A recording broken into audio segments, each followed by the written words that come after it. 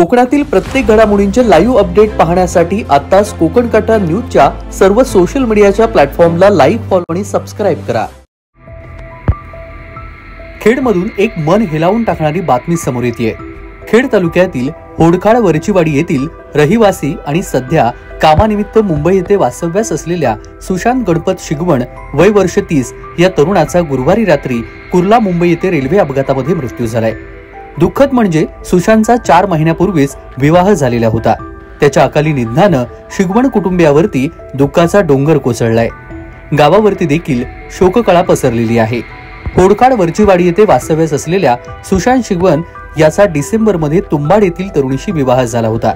नव्या संसाराची स्वप्न रंगवत असतानाच विवाह सोहळ्यानंतर कामानिमित्त मुंबईला हा सुशांत आलेला होता। कामावरून परतत असताना त्याचं कुर्ला येथे अपघाती निधन झालं। छिन्न विछिन्न अवस्थेमधील मृतदेहाची ओळख पटवणं पोलिसांना अशक्य बनलेलं होतं। अखेर अपघातस्थळी पडलेल्या ओळखपत्रावरून ओळख पटवण्यामध्ये यश आलंय। यानंतर तरुणाच्या छिन्न विछिन्न अवस्थेमधील मृतदेह नातेवाईकांनी ताब्यात घेत रात्रीच गावाला पाठवलं।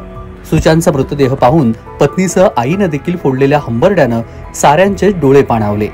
शुक्रवारी सकाळच्या सुमारास तरुणावर नजीकच्या स्मशानभूमीमध्ये अंत्यसंस्कार करण्यात आले। त्याच्या पश्चात आई, वडील, पत्नी, 2 भाऊ असा परिवार आहे। होडखाड वरचीवाडी येथे 6 एप्रिल रोजी श्री साईंच्या पालखी महोत्सवासह साई भंडारा उत्सवाचं आयोजन करण्यात आलं होतं। महोत्सवाची ग्रामस्थांकडून जय्यत तयारीही करण्यात आली होती। मात्र सुशांत शिगवण या तरुणाच्या अकाली निधनानं ग्रामस्थांमध्ये देखील शोककळा पसरली आहे। यामुळे साईबाबा पालखी महोत्सव आणि साई भंडारा उत्सव साध्या पद्धतीने साजरा करण्याचा निर्णय ग्रामस्थांनी घेतलाय।